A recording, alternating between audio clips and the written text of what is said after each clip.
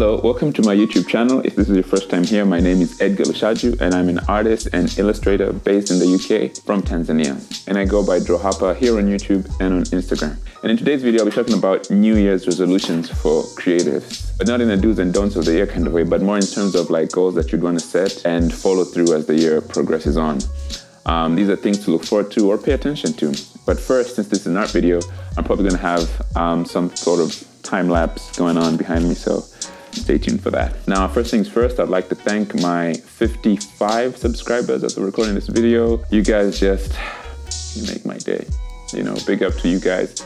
All of those all those people who subscribe that I forced to subscribe, hashtag link is in the message I just sent you. And to all the other people who found me organically, thank you very much for your support and to a good year. So what I'm actually going to be talking about is more of New Year's goals. Not even New Year's goals, it's more of like goals as opposed to resolutions. According to Google, a resolution is a firm decision to do or not to do something. And a goal is an object of a person's ambition or effort, an aim or desired result.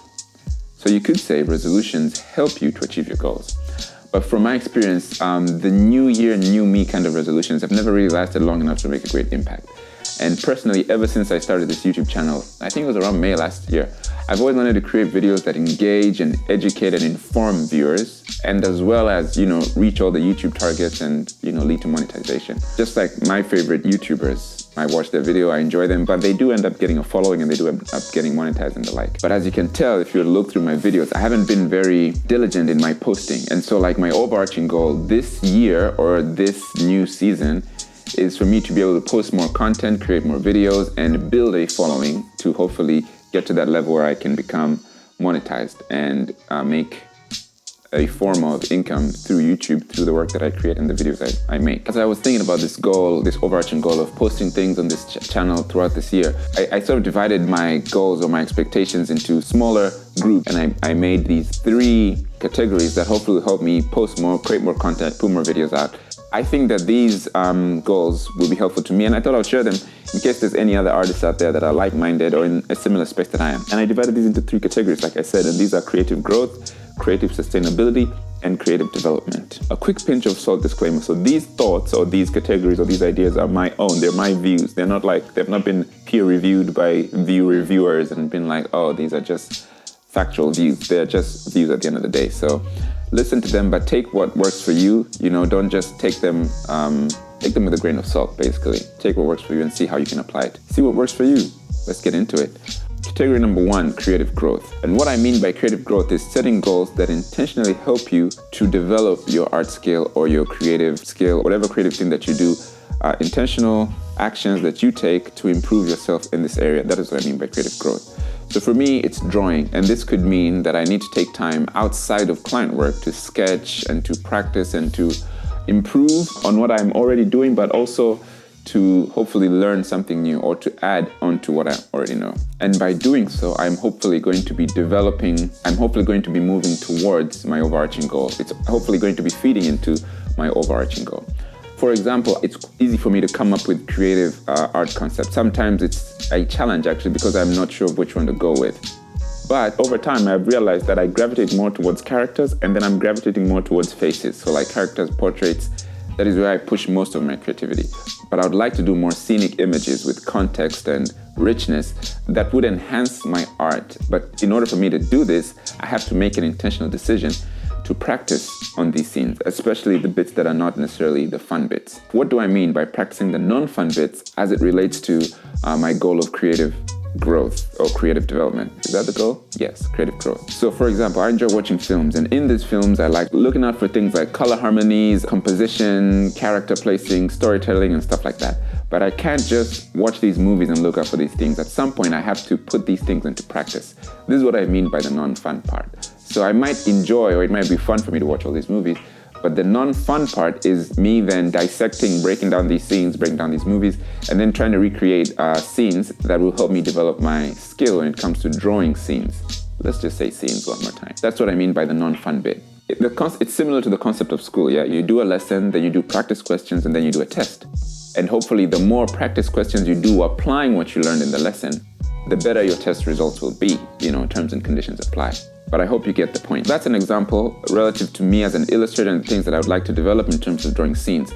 But this could mean different things for different creatives. And also for me, again, for example, one goal that I'm trying to work towards to feed into my overarching goal is to intentionally curate the things that I watch on YouTube to things that are more aligned with my creativity and my growth here on YouTube, and less on videos that just help you procrastinate, like the chicken riding puppy videos. And for example, for this particular goal, I do have some channels I can recommend that have worked for me in the past that I want to focus on more now, because I would watch them together with all the other chicken videos in the past, but now I want to like focus or trim down just to have content that feeds into what I'm doing so that I'm more efficient. And these channels are 1000, that's an art channel, Slew, that's another art channel, Furry Little Peach, that's another art channel, Matt Diavella, and Halise. They have a mix of things, but they do help or support this goal that I'm trying to achieve. Remember that pinch of salt disclaimer that I mentioned earlier. These videos or these channels I'm recommending support the type of content that I am creating as an artist, as a creative, or the type of content that I'm looking for to create. So in your case, you would find something that works for you, that best suits your channel, your needs, and the message that you're trying to deliver to your viewers. On the other hand, I also have books that I borrow or buy that also help me with the work that I do as an artist and an illustrator. And some of the books that I can recommend are Figure Drawing for All It's Worth by Andrew Loomis, Art Fundamentals, the second edition by 3D Total Publishers, and The Art of Loish, or Lois, depending on how you say it, or Loish. Those are some of the books that I can recommend, but of course there's a multitude of books depending on where you are, where you live, what you're into. You could totally not need any of these 3 books, but this is just for me in terms of an illustrator. And if you're watching this video and you happen to be an illustrator or an artist, these are some books that I can recommend. Let me know if there's other books you think that I should check out that you think might help me. Let me know about this in the comments. On to the second category. So the second category, the second goal group or group of goals is creative sustainability. And just to make things clear, I'm not talking about carbon-free pencils or carbon-free textures here. What I mean here is creating goals that ensure continuity of sustenance from the creative work that you do. I'm an illustrator and I get paid from the work that I do or from the artwork that I create. So to me, creative sustainability goals are goals that would help me sustain and grow my creative business or your creative business. I won't be growing your creative business, you'll be growing your creative business, but yeah. So this could be, for example, learning more about, let's say, client and creative working relationships and the power dynamics when it comes to working on projects. And a goal like that could have other subsections like, how do you charge for your work? How much are your services worth? How is the payment done? What are and when do you need contracts? I think you need contracts all the time. In my case, for example, I was introduced to the concept of royalties last year, even though I had been making work that should have had an element of royalties, way before that. Turning my creativity into a business has also prompted other points of interest as well within this creative sustainability goal. For example, how do you move from creating work that is commissioned, let's say, to creating your own original works and selling them, like online or physically? How do you create passive income streams? In my case, could mean, for example, having a website, and on my website having a platform where my fans or people that follow my work can go and buy prints or t-shirts, depending on how I'm disseminating or how am I going to be giving my art to the fans or how I'm going to make it accessible to the fans. It could mean making videos on YouTube that engage and teach and educate viewers through art, and by doing that, building a following that would later lead to monetization or through other platforms such as Patreon. All this is to say, work towards things that are more than just a social media presence. Another crucial point or goal in relation to what I've just spoken about is the type of content you create or the type of content that I create. From that, knowing your audience. For example, I am a Tanzanian, but I'm currently living in the UK. And although I've only been here for a year, I'm inclined to some respect to create content that is more agreeable for where I am. And this is so that with SEOs and monetization, the hours put in would be worth the returns. And also that I can attract clients that will be willing to compensate me within the context of the UK. That was a mouthful. But simply put, I mean you have to know your audience, know your content, and know your context, and find a good working balance that meets my goals and benefits my creative business. And this in itself may require developing meta skills like using website development services such as Wix or Squarespace. It could also mean understanding SEOs, which is search engine optimization, and SEM, search engine marketing.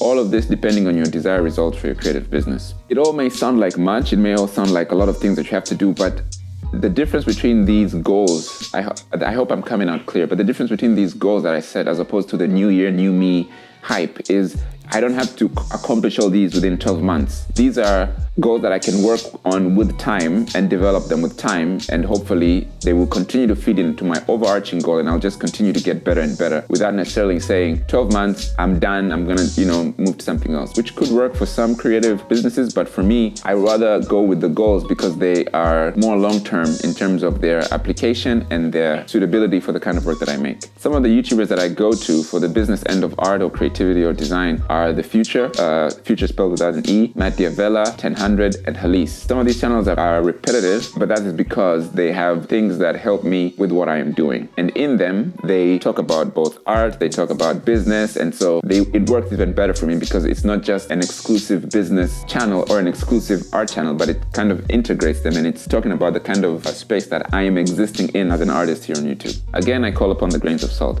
When you go to these channels that I've just recommended, make sure you look out for things that work for you. Be aware, be attentive, be intentional, and do not be discouraged if you don't find what you're looking for in these channels. It could be something else for you. For example, you might go to Halise's channel and find dreadlock videos and be like, oh, I thought I came here for business videos. You just have to scroll a bit and read through the titles that she has, or go to her playlist, and I'm sure you'll find something that works for you. But if you go to like The Future, that is a specific business end of design YouTube channel, and so you would probably just find stuff that concerns business relative to design and how artists can improve or manage and create good sustainable businesses. And finally, the third category. The third category in my little random list is personal development. This is probably where New Year's resolutions come in.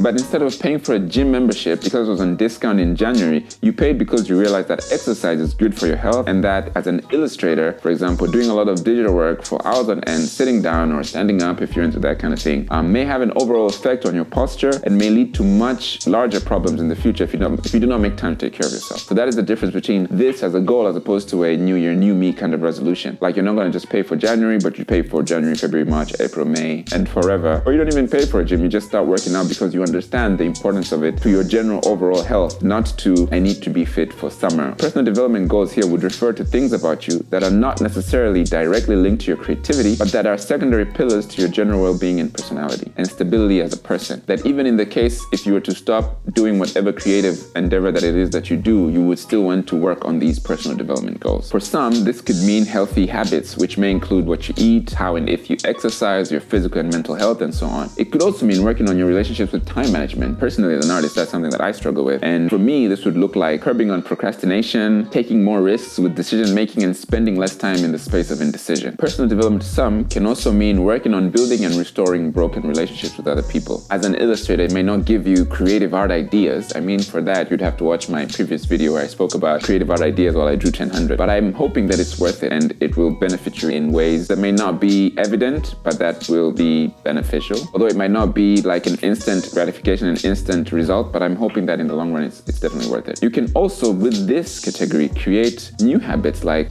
ice cold showers every night, eating just one half of a banana lengthwise, or learning to play the didgeridoo. And in some extreme instances, you could do stuff like go for meditative prayer walks, or learn to write scripts for your videos, or learn a new 3D modeling software. You can learn a new language. Aloha. Is that Spanish? I don't know. No, it's not. Learn to cook new recipes, teach classes and offer consultation within your field of expertise, and so many more. You can put so many more habits into this list that will help build yourself up as a person, as an individual, outside your business or outside the creative field that you're involved in. Personal development may be something that I've spoken about the least, but I think it's the most important category to pay attention to because it affects your creative growth and it affects your creative sustainability. You can be aware and work towards it so that you're in yourself content, and the things that would then happen, let's say if your business doesn't work out, or there's problems with your clients, or you don't see growth in your creativity and you're struggling to learn how to draw scenes and stuff like that. If your personal development is in some sort of a balance, then these things won't spill over and ruin this. But if your personal development is not great, it might spill over and ruin this. You get what I mean? Anyway, I hope this video was helpful. I hope I brought you joy. Feel free to like. If you want to see more of the things that I'm going to do throughout the year, feel free to subscribe. And if you don't want to miss a post, then click on the notification bell. And when I post a new video, YouTube will know who you are, they will find you, and they will notify you. Here is to a productive year. And I hope this work of art that's been going on back here has brought you joy as well. Cheers. I hope you draw something today.